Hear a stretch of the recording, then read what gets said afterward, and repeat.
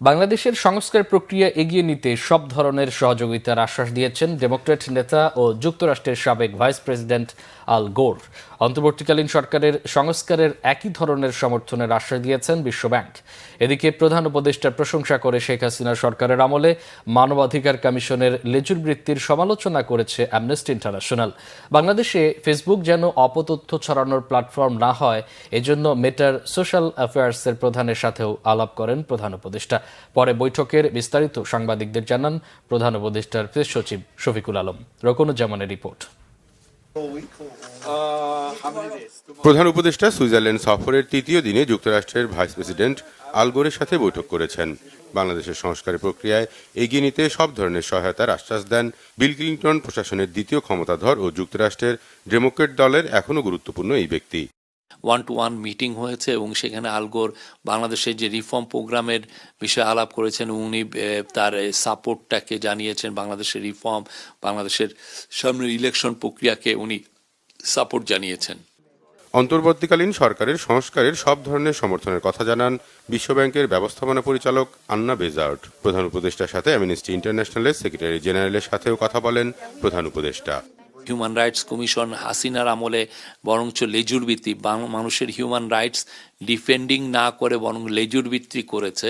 সেই লেজুর ভিত্তির জায়গা থেকে অনেকে যারা এটা করেছে তাদেরকে এখন সরিয়ে দেওয়া হয়েছে।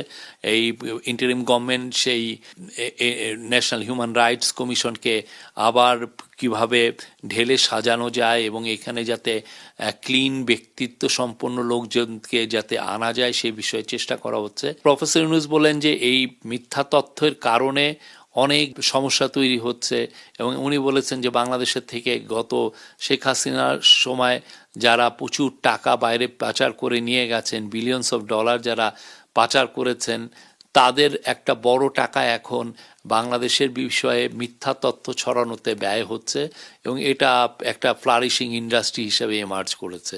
তো এই ব্যাপারে ফেসবুক যেহেতু একটা প্ল্যাটফর্ম, সেই ব্যাপারে প্রফেসর ইউনূস বলেছেন যে তারা যাতে এটা ব্যাপারে অ্যাকশন নেয়। এছাড়া বিশ্বের শীর্ষ দুটি বন্দর ব্যবস্থাপনা প্রতিষ্ঠানের সাথে আলোচনা হয় প্রধান উপদেষ্টার। চট্টগ্রাম বন্দরকে শুধু বাংলাদেশ নয়, নেপাল, ভুটান, নর্থ ইস্ট ইন্ডিয়ার জন্য গুরুত্বপূর্ণ বন্দর হিসেবে গড়ে তোলার কথা বলেন তিনি। ওয়ার্ল্ডের লার্জেস্ট দুইটা কোম্পানি আজকে প্রফেসর ইউনূসের সাথে দেখা করেছেন। তারা বাংলাদেশের ব্যাপারে ইন্টারেস্টেড এবং এই তাদের যে ইন্টারেস্টটা শো করাও ওয়ার্ল্ডকে জানাচ্ছে যে না, বাংলাদেশের এখন পরিস্থিতি স্বাভাবিক, বাংলাদেশের ল অ্যান্ড অর্ডার সিচুয়েশন স্বাভাবিক।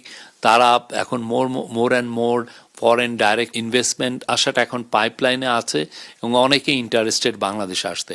প্রফেসর ইউনূস বলেছেন যে চিটাং পোর্টকে নট অনলি বাংলাদেশের জন্য, এটাকে একটা বড় পোর্ট হিসাবে, এটা রিজনের বিগেস্ট পোর্ট হিসাবে এটা এমার্জ হবে যদি আমরা এটা নিয়ে কাজ করতে পারি এবং সেই ক্ষেত্রে এটা যেটা করবে যে নেপাল, ভুটান বা এদিকে নর্থ ইস্ট ইন্ডিয়া হোল রিজনের জন্য এটা একটা বড় পোর্ট হিসাবে আবর্তিত হবে এবং পুরো ম্যাসিভ অ্যামাউন্ট অফ কন্টেনার এটা হ্যান্ডেল করবে। এছাড়া সফরের তৃতীয় দিনে রয়টার্স সহ বেশ কয়েকটি গুরুত্বপূর্ণ আন্তর্জাতিক মাধ্যমে ইন্টারভিউ দেন অন্তর্বর্তীকালীন সরকারের প্রধান উপদেষ্টা অধ্যাপক মোহাম্মদ ইউনূস। রকুনুজ্জামান, বাংলাভিশন, ঢাকা।